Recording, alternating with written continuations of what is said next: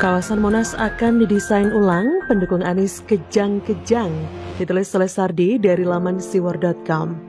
Kalau kalian melihat foto di media sosial di mana Menteri BUMN Erick Thohir dan PJ Heru Budi menatap Monas dari sebuah gedung, pastilah kalian sudah paham maksudnya apa. Akan ada sesuatu untuk kawasan Monas. Ternyata Pemprov DKI Jakarta bersama dengan Kementerian BUMN sepakat akan membuat kawasan Monas menjadi lebih hijau.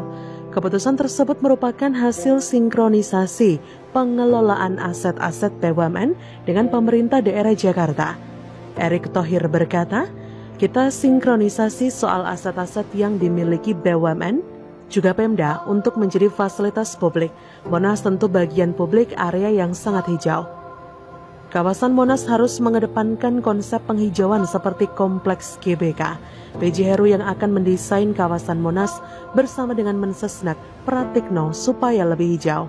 Erick meminta agar penghijauan yang dilakukan di kawasan Monas dilakukan secara serius dan total.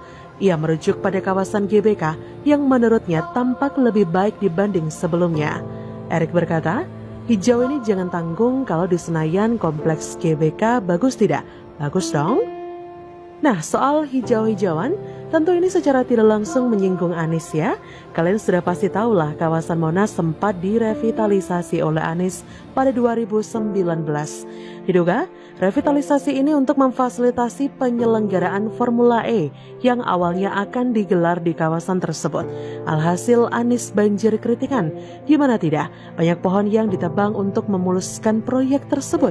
Total, ada 205 pohon yang ditebang, yang katanya untuk membuat plaza atau alun-alun beralaskan beton. Bahkan katanya nih, pohon-pohon tersebut cukup mahal Ferguso, tapi ditebang.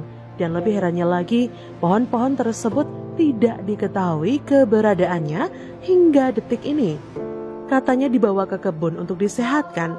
Anies sungguh lihai bertata kata, pohon disehatkan gimana caranya tuh? Saya pun bingung sampai saat ini. Disehatkan dengan disuntik vitamin C gitu? Atau pohonnya disuruh angkat besi dan latihan kardio agar lebih sehat? Kalau mau bicara jujur, pohon-pohon tersebut sudah entah jadi apa.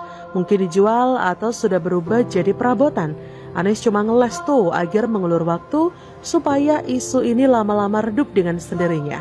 Kalau menurut pendukungnya yang sedang kesal-kesalnya, ini adalah konspirasi untuk menjatuhkan Anies.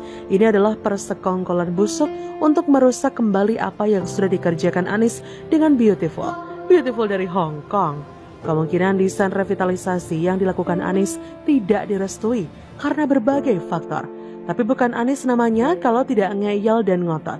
Apa yang dia mau harus dilanjutkan, tidak peduli berapa banyak yang protes.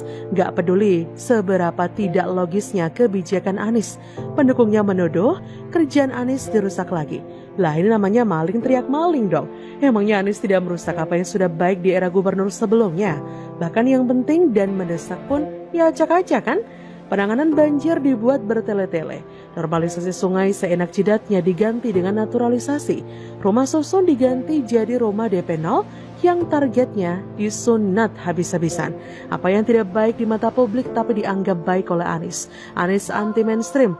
Yang dia lakukan receh dan gak penting tapi dibilang itu prestasi luar biasa. Dan ketika apa yang tidak baik mau diperbaiki lagi, pendukungnya ngamuk-ngamuk. Mereka menuduh Heru boneka pemerintah pusat. Kemudian Heru bukan gubernur pilihan warga tapi pilihan presiden. Halah, perat ya. Anies ngacak-ngacak banyak kebijakan, mereka diam saja. Anies banyak ngibul janji kampanye banyak yang gak diwujudkan, mereka gak protes tuh. Mereka pura-pura pingsan. Kalau memang apa yang dilakukan Anies seolah dinegasikan karena memang tidak bagus.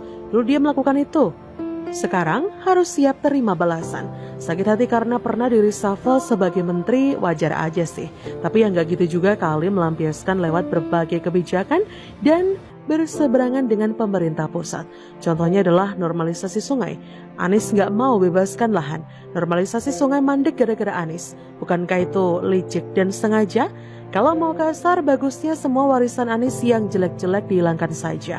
Agar generasi ke depan gak perlu tahu. Dulu, ada gubernur yang menang didukung kelompok penjual ayat mayat. Lalu gak becus kerja dan cuma bisa berselat lidah. Ada debat dengan pihak lain. Jadi, bagaimana menurut Anda?